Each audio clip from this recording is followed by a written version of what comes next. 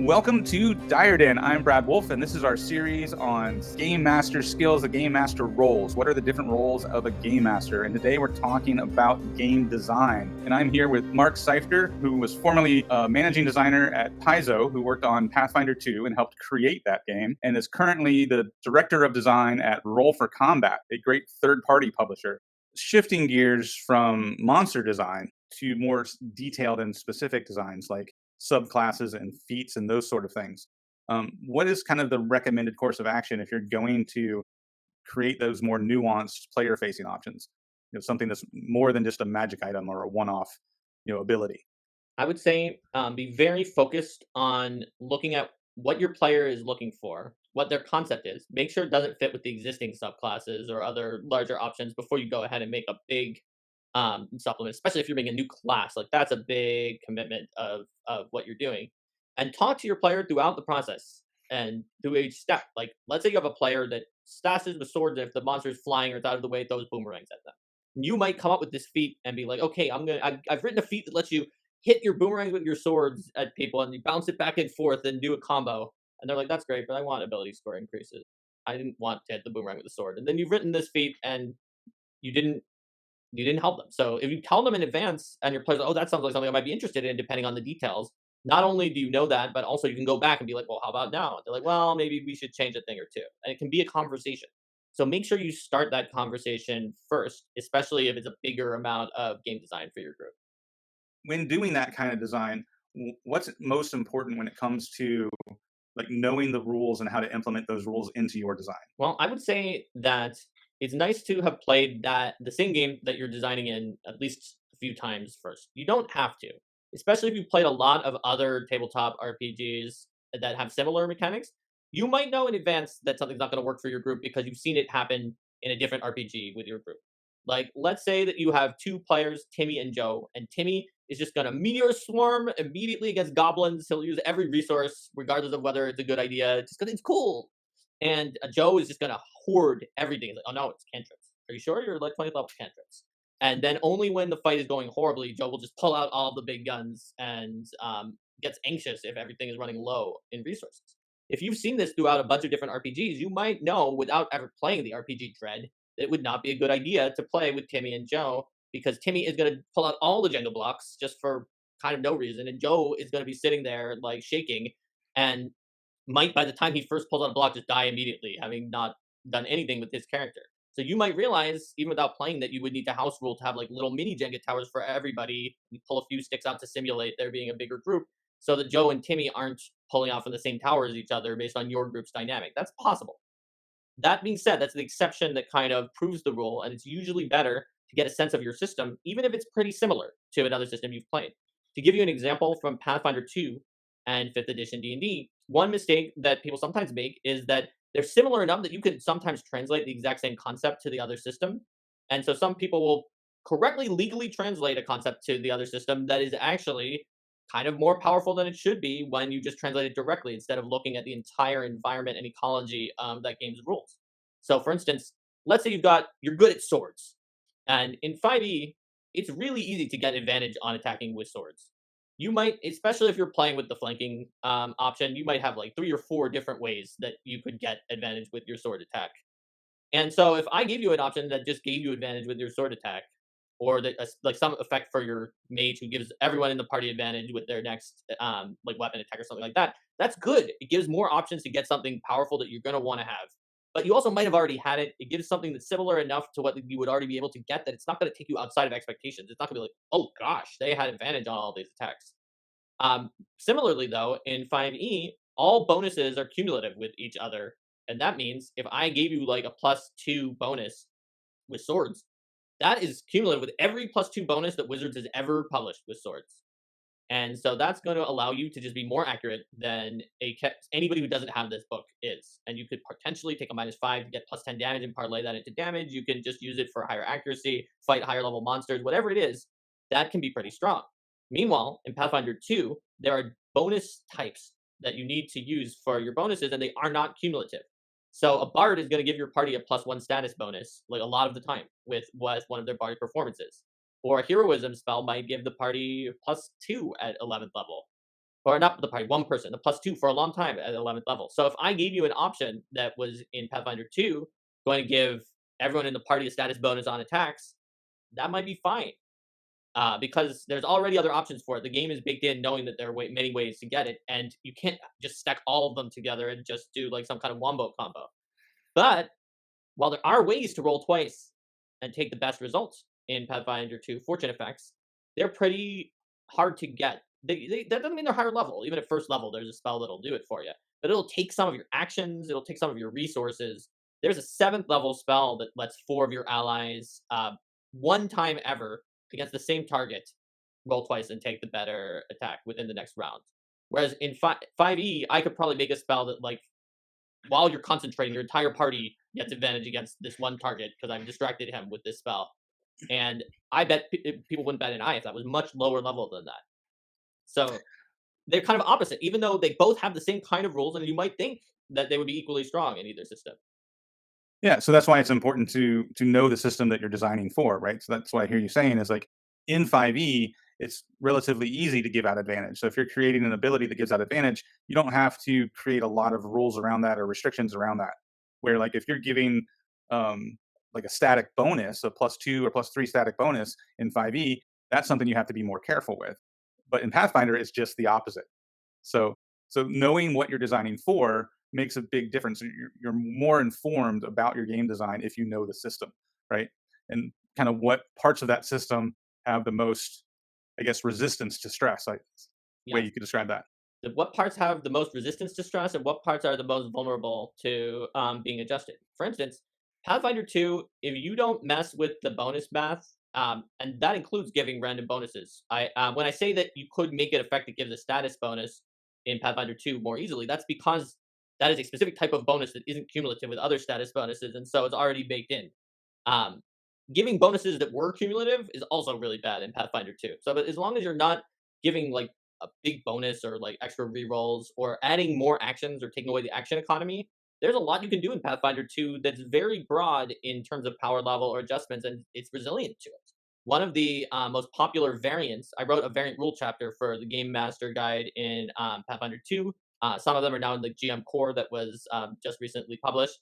One of the most popular is called Free Archetype, which essentially gives you an entire second set of feats. It's like doubling your feats, but they have to like be for a specific archetype, like pirate ones or something else that like fits with your character. Some GMs even allow it to you can just take anything at all rather than having archetypes that fit the campaign.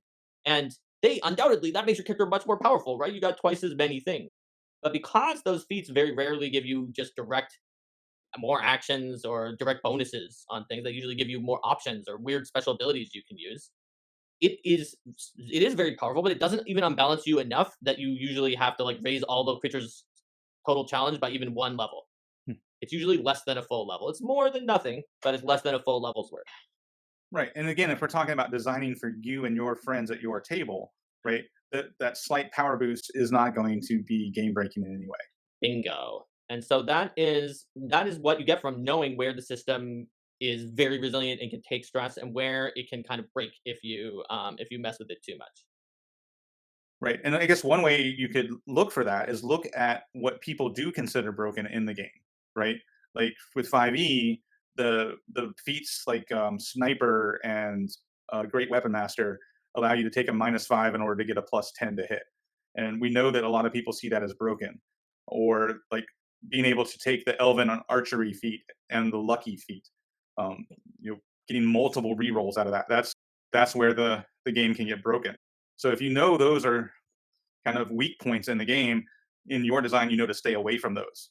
Right, or silvery barbs, anything that's like giving rerolls that that may even be on top of advantage or other things like that. Now you're doubling down. You're not just giving something that once you have it, you can't get it again, and that is giving you another option for a source. You're giving something that's a raw power upgrade that kind of combines cumulatively with everything else. Those are some good examples of how to look for like stress points and resiliency points in the system and design around those resilient points instead of the stress points. Exactly. And if all else fails, you can start with something that already exists. There's nothing wrong with making something new where you are repurposing some old rules tech that's from something else and reflavoring it to match your needs. don't reinvent the wheel is a adage in programming, but it is important in game design as well. If it already exists, something that's totally similar, you can use it. Like if there's already a subclass that's out there and you found like a circle of druids that are about using wildfire to like restore nature, and they had cool powers for that, and you wanted to make like the Arctic druids that are all about like the Ice Age. There may be rules in the fire druid circle that you could just change the part that's fire into cold, and it would work for you. And so, like, that's a good place to start when you're doing it for your own game. Yeah, that's a great point, right? So you could totally reflavor an existing subclass for what you need, especially if no one at your table is playing that other subclass. Yes. If there's someone else is playing the other subclass, then you have some issues where they overlap. And if you made some of the non-similar abilities stronger, they'd be like, "This is like me, but just it's better." But no one's playing the other subclass. They might not even know about the other subclass. And even if they know, it doesn't really matter. It's giving more options. Your player wanted to play the Ice Age druid, and nobody was playing the Wildfire druid, so it's not a big deal to take what is already there. It's part of don't do more work than you need to do. And that's one of the best tips I can give for homebrew is what you just said right there. Don't work too hard. Don't give yourself too much. Don't overcomplicate it. Right. Keep it simple. Keep it streamlined. Make it easy for you to implement at the table. 100% agree with that.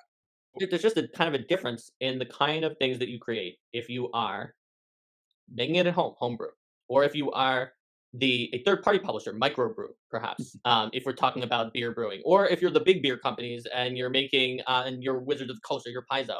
There's a difference. When you are homebrewing, you're making things for your group. It's very specifically for them. When you're Wizards or Paizo, you need every one of those books that you write needs to be something that, like, at least like a majority or a plurality of all the potential players would find. Be like, oh yeah, I can use this, because otherwise the marketing people are going to be like, what are you doing? You're writing this really niche book. It's guaranteed to sell to a fraction of a fraction. If you're the big company and you're keeping the lights on with your books, that's not always a good move. One thing I love about third parties, I love that when I was a home GM. I love that when I was at Paizo in the first party, and now I moved to be a director of game design at a third party. Is that third parties can do something that's kind of in the middle. It doesn't have to be just for your own group. It doesn't have to be for a broad audience. It can be like this one specific niche that a lot of people are going to like, but that's still only like 10 to 20% of everyone, right? Like we at Roll for Combat put out a dungeon ancestry. So you could play a dungeon, Ascension dungeon, and you have like the ability to create like an avatar of the dungeon that goes around and does things, but then you can challenge yourself to learn more about like the secrets of what made you a dungeon. And there's a variety of ways. It could be like a psyche and you're learning memories that you had lost of like a creature you were before you became a dungeon, or you could be like a soul prison and you see the lives of all these creatures passing through. And this is just a weird idea, but it works completely well mechanically. And for people who wanted to play that, some of them were very ecstatic. We still hear from people who are playing dungeons who have wild and really fun sounding concepts. That's not something that would be easier for Wizards or Paizo to put out. Yeah, and that's one of the great things about third-party publishers, and that was really the significance. Like I remember watching interviews with Ryan Dancy because he came out of the woodwork during the OGL debacle to talk about why he created the OGL in the first place, right? And that was one of his key points. He got the idea from software design, the idea of like, let's make it easier for people to create more content for the game because third-party creators can do things that we as the first party don't have the time or resources to do because it's too niche for us. Absolutely, because Wizards or Paizo have very strong designers. They'd be perfectly capable of making a dungeon ancestry, or let's say BattleZoo ELDAMON, our roll for combat system where you can play with 13 different elements, and you can either channel them through you if you like Avatar: The Last Airbender and you just want to channel elements, or you can have little buddies, these ELDAMON that are kind of like your Golden Sun or your Digimon or your Pokemon, who are from these different elements and have strengths and weaknesses against each other, and use them to fight with a new magic system that replaces spell slots for like cycling through your powers and then like gathering back your elements with a refresh power.